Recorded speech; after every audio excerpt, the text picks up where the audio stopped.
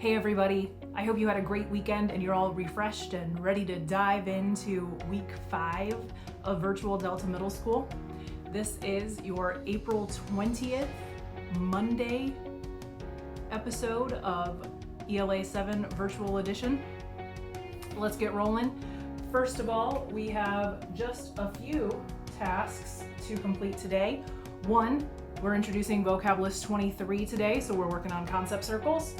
2, we have a very brief little survey. It's 5 questions that I need you to fill out for me, and it would really help me if you could do that today, okay? So that I can compile all of the information that comes about as a result of that. So a little bit more information about that later, but it's pretty straightforward. And then the other thing that we're working on today is Reading Plus, and as always, if you've got a book, put in about 15 minutes. Do some reading. All right, so vocab list 23, 12 new words. This gets us to 60 words for the quarter. So hopefully you've been reviewing those other words because we are just under 3 weeks from your big test. All right, so let's go with this week's list. Hopefully you've downloaded that from the module for today.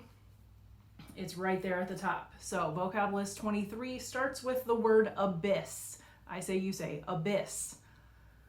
Abyss means a bottomless pit, something immeasurably deep.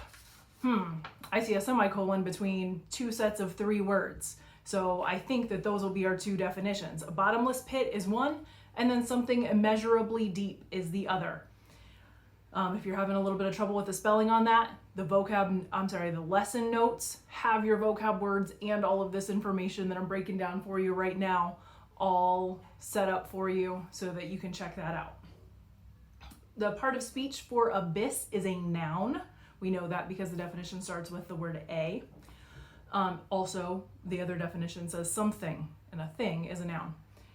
An abyss generally has a negative connotation, like it's deep, dark, scary kind of stuff, okay? So an abyss is usually pretty negative, okay? Next up is fluke. Fluke means luck or chance. So there's 2 definitions there, luck and chance.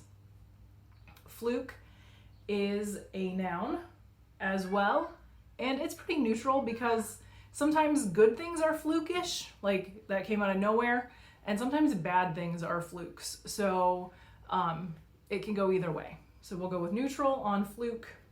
And so think of an example of something that was a fluke in your life, or maybe in the life of a character that you like in a book or a movie or a TV show. Something that happened by luck or chance. All right, 3rd word, plausible.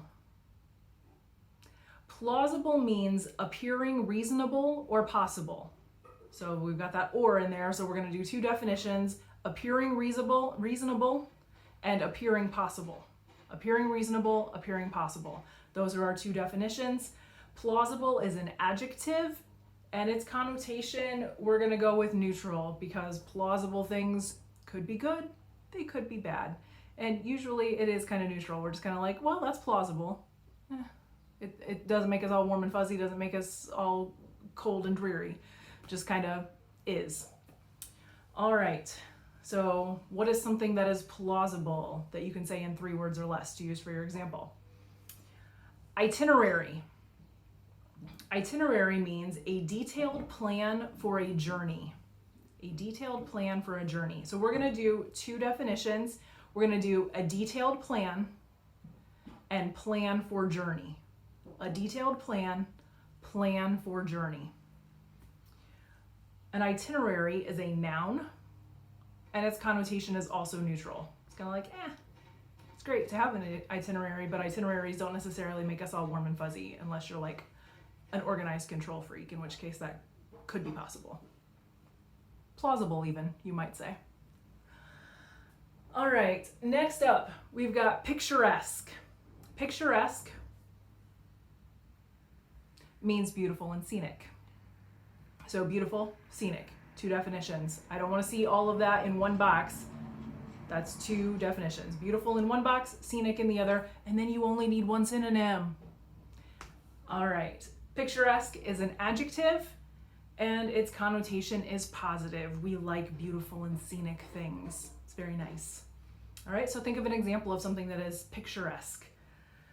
All right, last word on the front side, we've got frivolous. Frivolous means silly, impractical. So that's two definitions. Silly, impractical are our two definitions. Frivolous is an adjective, and it's usually a little bit on the negative side. Like, we don't usually use the word frivolous if we're describing something that we think is awesome. Usually if we're using the word frivolous, we're like, that was too much. It was over the top. All right? So think of an example of something that you might describe as frivolous. All right, into the second half. Our first word is perjurer. And perjure means to lie while under oath. To lie while under oath. So we're just going to do one definition there. We're going to do lie under oath. Those are our three words, our three-word definition. Lie under oath is our definition. Unfortunately, we cut off the word to in that definition, which doesn't remind us that it's a verb, but hopefully you'll be like, oh, lie. Oh, that's a verb. That's something that you can do. It's an action, so we should make sure that we use it that way. Okay, so perjure means to lie while under oath. It is a verb, and that has a negative connotation, like it comes with a prison sentence usually, so it's a pretty negative thing. So think of an example, maybe use those example sentences to help you come up with something for your example for perjure. Maybe you've watched a movie where someone perjured themselves on the stand, and you can use that as a reference. All right, balderdash. It's kind of a fun word, isn't it? It means nonsense. Sounds like it should mean nonsense, doesn't it? So obviously that's one definition, one single word definition. And balderdash is a noun, and the connotation is generally negative. So think of an example of something that is just complete and utter nonsense, 3 words or less. All right, next up, ingenuity. Ingenuity means cleverness, imagination. So that's two definitions, cleverness and imagination. And ingenuity is an adjective, and we generally appreciate ingenuity. We think it's a good thing, so that has a positive connotation. So think of an example of, some kind of, innovation that might have been kind of ingenious, or maybe an idea that you've had that took a lot of cleverness and ingenuity, but make sure that you can say it in 3 words or less.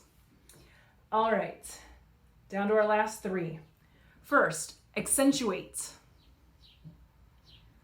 Okay, accentuate means to emphasize. And so I don't want us to get confused about this. So I actually recommend using the examples here. The model used dark red blusher to accentuate her cheekbones.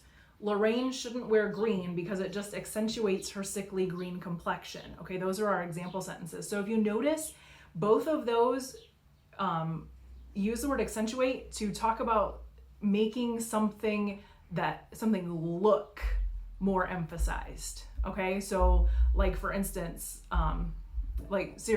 honestly, best examples I can come up with are makeup related. So like mascara, right, accentuates your eyelashes. Brow liner accentuates your eyebrows, right? So things like that. So we don't use the word accentuate usually in exactly the same way that we use emphasize. So we wouldn't use it to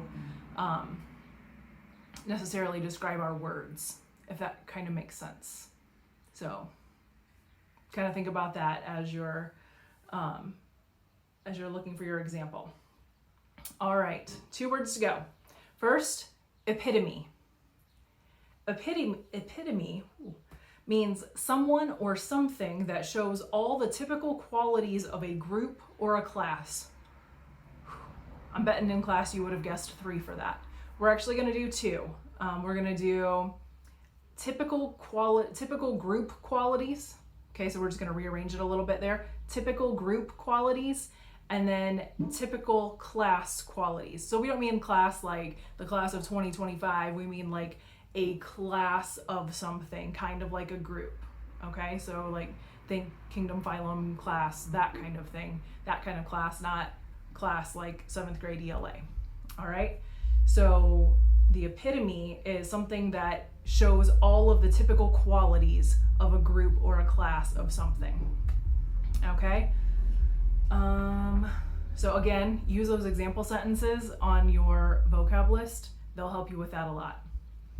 All right, final word, affluent. Also pronounced affluent sometimes. So either way works. But it means wealthy. And the part of speech is an adjective.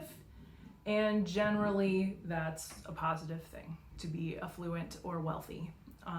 So think of an example of someone or a character that you can think of, someone who's famous maybe, who fits that description.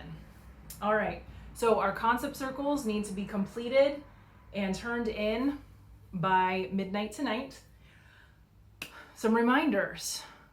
Label your definitions, synonyms, and examples. And so that doesn't have to be like a separate little letter, because I know that's kind of a pain. So like some people are just doing D dash a bottomless pit, D dash something immeasurably deep, S and then whatever the synonym they chose is, and then E dash and then whatever their example is. So you don't have to make it complicated, but you do need to label things so that I can tell what you're trying to do, okay? Because it's getting kind of confusing when you don't have things labeled.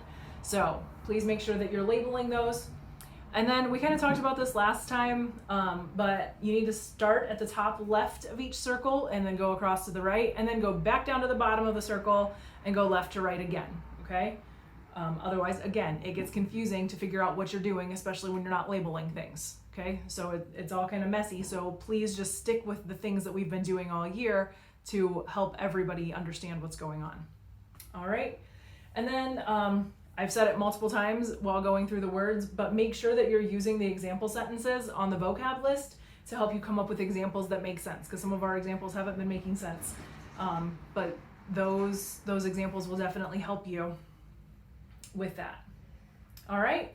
So that's vocab list 23 for this week. So the next thing that I have for you is the workload survey. So it's just a survey about, you know, what we're doing in class and how you feel about it and things like that. So just 5 real quick questions. So there is a link in the module. There is a link in, it just might be the module. I might have put a link in the calendar. There might be a link in the calendar too, but there's also one in the lesson notes as well. So there are a couple different places where you can get to that survey. It'll take you just a couple of minutes. So please make sure that you do that today. And then finally, we've got Reading Plus to work on. So just a couple of things about Reading Plus, okay? First of all, it's not optional. And that's not me talking. That's Mr. Ford, okay? It's not an option. You're expected to do a full assignment of Reading Plus every week.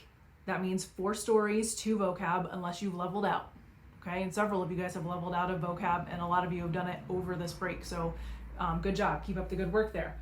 But just a reminder that this is going in the gradebook. It is 20 points of homework. You know how many points of homework you have every week? 40. So let's say that you go through this, because like this is literally true of someone this week. They rushed through it early in the week and are sitting at a 25%. 25%. So 25% of 20, that's 5 points. Let's say that that person got a perfect score on all of the vocab homework for the week. That means that they scored 25 out of 40 points. Do you know what that comes out to? That's a 62%.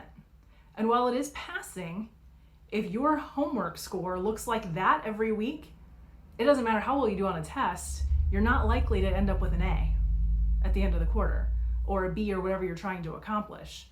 Okay? So seriously, Reading Plus are easy points. Maybe you don't like them, but they are easy points. So we need to do better. I checked at noon on Sunday to see how we were doing. And let me see, let me look at my stats here. 31 of my 68 students, so almost half, hadn't even started their Reading Plus 12 hours before it was due. Guess how happy Mrs. Dixon was? She wasn't. That's the answer. She wasn't happy. Still not happy. So, guys, you're better than this. I know you are, because all year long, you have done significantly better than this. So that means that we're not putting in the time, we're not paying attention. So I need you to put in the time and pay attention. And another reason I know we're not putting in time and paying attention is because I have cleared more holds in the last 5 weeks than I probably did all of third quarter. So I backed down a little bit this week to make sure that you have plenty of time to spend with effort on Reading Plus. So I expect you to do that. All right, put my soapbox away. Well, it is away, I left it at school, but metaphorically, the soapbox is being put away now. So to wrap up, we've got concept circles for list 23 to do today. We've got a workload survey to quickly fill out, and honestly, please give me the honest feedback. And then finally, work on your Reading Plus. And if you've got some extra time, spend it in a book. Have a great Monday. If you have any questions, email me, ddixon@pdys.org, message me on Canvas, or log on during my office hours from 10 to 11 or 1 to 2 on Zoom. The link is in the homepage on Canvas. Have a great day.